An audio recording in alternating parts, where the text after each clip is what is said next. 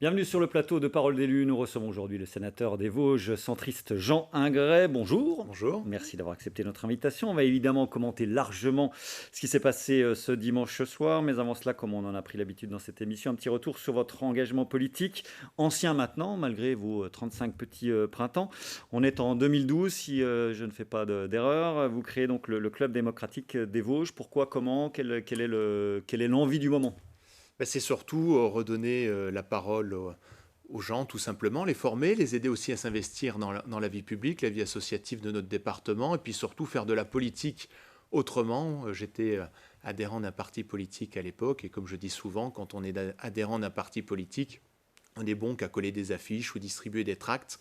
On a envie de prendre sa part quand on est militant, choisir ses candidats, être formé, s'engager, participer à la vie municipale, à la vie du département. Donc c'était le but du Club démocratique et on fêtera les 10 ans le 5 octobre prochain. Et puis, il y a eu rapidement les élections municipales à Remiremont. Alors, rapidement, il y a 4 ans quand même, en 2016. Une triangulaire gagnante, réélue en 2020, puis les victoires au sénatorial dans la foulée. Pour l'instant, votre parcours sur les scrutins est sans embâge. Oui, ça se passe bien. Je pense que j'ai toujours la même méthode, c'est-à-dire l'écoute, la proximité, le travail, énormément de travail. Et puis surtout, je pense qu'il ne faut pas mentir aux gens, il faut dire la vérité. On peut, entre guillemets, avoir envie de faire plein de choses, mais que ça soit en 2016, 2020, et puis au sénatorial aussi, j'ai toujours eu une méthode et je dis aux gens, je vais faire le maximum pour vous, je ne fais pas de fausses promesses. Moins on en promet, mieux c'est. Comme ça, les gens ne sont pas déçus et au contraire, ils peuvent être surpris agréablement. Alors, on peut vous reprocher d'être allé un petit peu trop vite. On va revenir aussi sur les municipales, d'avoir lâché, une fois cette réélection actée, ces municipales. Vous êtes ambitieux, vous l'assumez, vous voulez aller vite? Oui, j'ai toujours le souci de l'efficacité et j'ai une ambition pour mon territoire, pour mon département, notre département. Donc c'est vraiment quelque chose qui me tient à cœur. Quand on a grandi à Remiremont avec le président Poncelet, c'est vrai que le Sénat, le fait de se battre au quotidien pour les maires, pour les élus du département et plus largement pour la population, c'est quelque chose qui me tient à cœur. Et je suis vraiment très fier d'être élu sénateur de notre département avec Daniel Grémier. On forme un bon binôme, mais c'est vraiment quelque chose qui me tient à cœur. Allez, votre lecture des résultats des législatives, un mot global d'abord sur la nouvelle composition de l'Assemblée, on va voir ça avec ce camembert. C'est quand même un énorme coup, enfin, une détonation considérable, hein, puisqu'on n'avait pas depuis 30 ans vécu cela, c'est-à-dire qu'on ne donne pas la majorité au président réélu. Oui, c'est un avertissement, je pense, pour la politique générale qui est menée. Puis Donc c'est une surtout, sanction pour vous, oui, clairement? je pense que c'est une sanction et puis une volonté des Français. Je pense qu'on s'est beaucoup plaint par le passé. Les Français se plaignaient de ne pas avoir une représentation large, que ce soit du Front National et même de la LFI. Donc là, il y aura des représentants des différents partis sans proportionnel, avec un éclatement aussi des partis politiques dans l'hémicycle à l'Assemblée nationale. Donc plus besoin de proportionnel, parce que c'est vrai que le RN Non, nous dit ça depuis 25 ans. Clairement, ce scrutin majoritaire peut faire l'effet voulu? oui, moi je pense, j'ai toujours été contre la proportionnelle, puisque je pense qu'il faut être assis dans son territoire, il faut aimer les gens, il faut les connaître, il faut aller voir les gens, les écouter. Et ce scrutin, quand vous êtes dans un duel, je pense que les gens ne se trompent pas après dans le choix du duel et qu'ils ont envie de gens de proximité qui travaillent au niveau local et national. Alors les messages, on l'a dit, sanctions évidemment pour le président, mais aussi reparlementarisation, c'est comme ça que vous l'interprétez aussi. Les gens ont envie peut-être que le travail parlementaire soit beaucoup plus crédibilisé et qu'on arrête avec ce côté jupitérien du président. Oui, moi je suis assez content de cela, parce qu'on le voit au Sénat, quand on propose des choses, quand on débat, on s'écoute de manière sereine, on fait avancer les choses ensemble. Parfois, on peut être d'accord avec des collègues communistes. Il y a plein de choses qui se passent intéressantes et ça sera une très bonne chose que, Alors là, enfin, non mais clairement, c'est gouvernable quand même avec cette je pense qu'on composition. va pouvoir peut-être apprendre le consensus en France et le fait de travailler ensemble. Je pense que les Français en ont marre aussi que tout vienne du haut, que ça soit un régime présidentiel et qu'on va pouvoir enfin peut-être s'entendre et travailler de manière collective. C'est pas possible aussi qu'on attende toujours tout du président de la République. Je pense que chacun doit être responsable. Les élus que nous élisons soient responsables aussi, qu'on avance tous ensemble.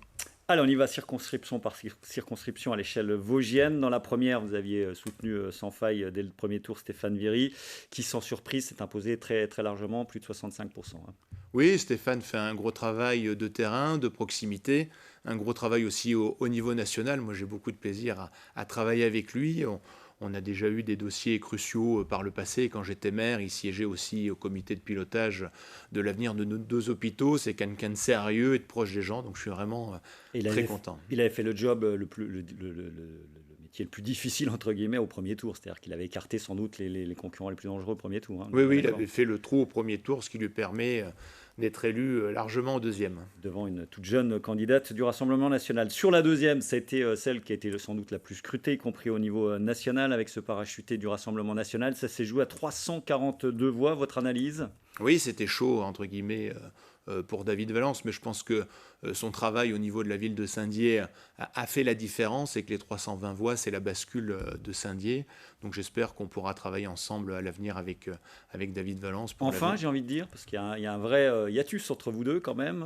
Oui, ben, il y a des différences de sensibilité au niveau politique, au niveau approche parfois, mais j'espère qu'on va travailler ensemble. Et puis, de toute façon, on n'a pas le choix. C'est l'avenir de notre département. Il faut travailler ensemble, les 6 parlementaires vosgiens, pour l'avenir des Vosges. Alors, vous aviez appelé un vote républicain sans nommer David Valence. Vous ne croyez pas, vous le dites clairement, à l'appel à voter pour tel ou tel. L'électeur reste libre, ça on est bien d'accord, mais symboliquement, ça paraît quand même important de nommer les choses, non? Oui, mais j'ai appelé à voter pour David Valence de manière républicaine. C'est vrai que Sans le nommer. j'ai plus l'habitude de travailler avec Stéphane Vieri, Christophe Negelen. On va parler de Christophe dans quelques instants. C'est des élus que je connais, Stéphane un peu moins longtemps, mais avec Christophe, on se connaît depuis des années. On travaille ensemble. On a fait énormément de dossiers, que ce soit la sauvegarde de la maternité, l'hôpital. Il a aussi participé au sauvetage de l'AFPAR hors Remiremont avec Patrick Lagarde. Tous ensemble, on travaille pour le terrain.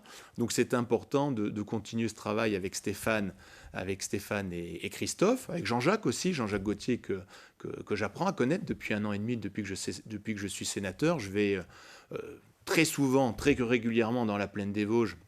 Et je travaille avec aussi Jenny Villemain, ma suppléante, qui est maire de Martigny-les-Gerbonvaux. Donc c'est bien aussi de pouvoir continuer, d'avoir une continuité dans le travail entre parlementaires. C'est ce qui est intéressant. Alors, vous avez teasé un peu tout cela. La troisième, donc Christophe Negel, le mieux élu des Vosges et de Lorraine. Bon, le boulot et peut-être son côté œcuménique a fait l'affaire. Oui, Christophe est très présent dans les manifestations. Il fait un travail remarquable au niveau de notre circonscription électorale. Quand j'étais maire, j'avais juste à l'appeler pour qu'on regarde ensemble. Ça continue, on continue à très bien travailler ensemble. Donc, il lui reste à trouver un groupe maintenant, puisque le groupe UDI, a priori, va disparaître. Bon, il n'y a pas d'inquiétude majeure. Et puis, Jean-Jacques Gauthier, vous l'avez dit, là encore, c'était très serré, c'était attendu, avec un rassemblement national mené par le référent départemental qui échoue de peu. Oui, c'est vrai que ça a été un peu une difficulté au premier tour pour Jean-Jacques Gauthier. Il était derrière. Il a ressaisi, ça a bien passé au second tour. Donc il avait 1500 voix de retard au premier tour. Ouais. Et puis finalement, il arrive devant, donc ce qui est une bonne chose, comme je le disais il y a quelques instants, avec Jean-Jacques, on travaille ensemble, on apprend à se connaître, et puis on y va. Le plus important pour moi, c'est l'efficacité, et réussir à aider les élus au quotidien, et donc à aider la population par la même occasion. Alors si on synthétise, on reste avec donc 6 parlementaires de droite ou centre-droit, si on met David Valence dans cette catégorie-là, rattaché à la majorité présidentielle. On est toujours à contre-courant quand même des évolutions nationales. Est-ce que pour vous c'est un peu le champ du cygne ou ça reste une particularité, un particularisme vosgien? Particularisme vosgien, mais surtout avec, on le voit, des élus qui prennent de plus en plus...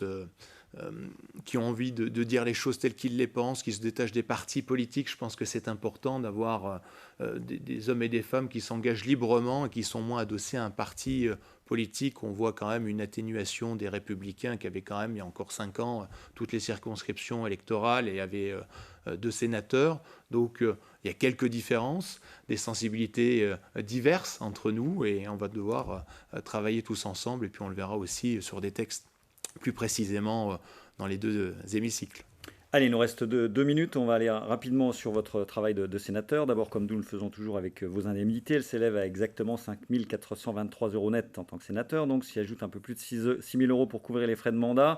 Le plafond est donc loin. Hein, vous êtes c'est 8 434 € net par mois. Qu'est-ce que ça vous inspire? Est-ce que c'est le juste prix? C'est un secret de polichinelle. Je pense que moi, je travaille matin, midi et soir, les week-ends. Donc, je sais pas, ça me pose pas forcément de questions. Très sincèrement, moi, je suis là... Je le dis souvent, pour moi, c'est l'efficacité qui prime. On est jugé sur des résultats. Bon, voilà. pour moi, c'est un non-sujet. Mais bon. Alors, on va parler de votre travail, qui en est un pour le coup. Vous êtes au sein de la commission culture, communication, sport, éducation. Deux rapports à votre crédit, la jeunesse et sur la balance commerciale qui inquiète. Comment vous jugez votre travail au bout d'un an et demi? Quelles sont les découvertes que vous avez pu faire? Est-ce que les a priori que vous aviez ont été confirmés ou est-ce que vous avez découvert un Sénat sous un autre jour? Non, je connaissais la boutique, je connaissais le Sénat, donc ça m'a permis tout de suite de prendre mes marques, d'avancer rapidement dans un groupe, le groupe centriste, dans lequel je me sens bien.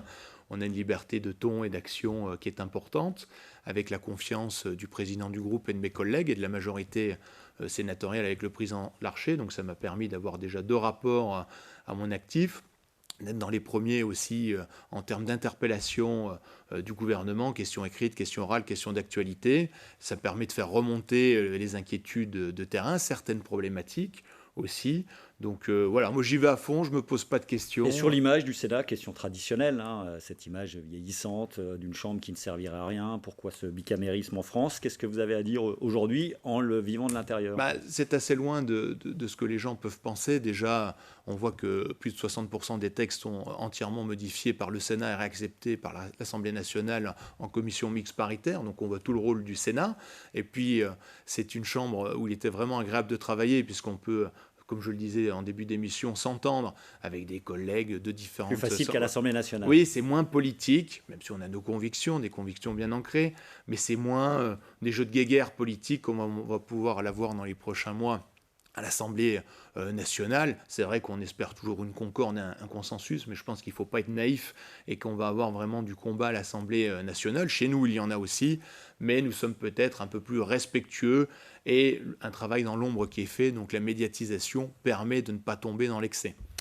Un grand merci à vous, Jean Agrain. Merci. On aurait pu parler évidemment des affaires Romary Montaine. Ça sera pour une autre fois. Merci d'avoir accepté notre invitation. Et à très bientôt. Merci. On se retrouve lundi prochain évidemment pour un nouvel entretien politique. À bientôt.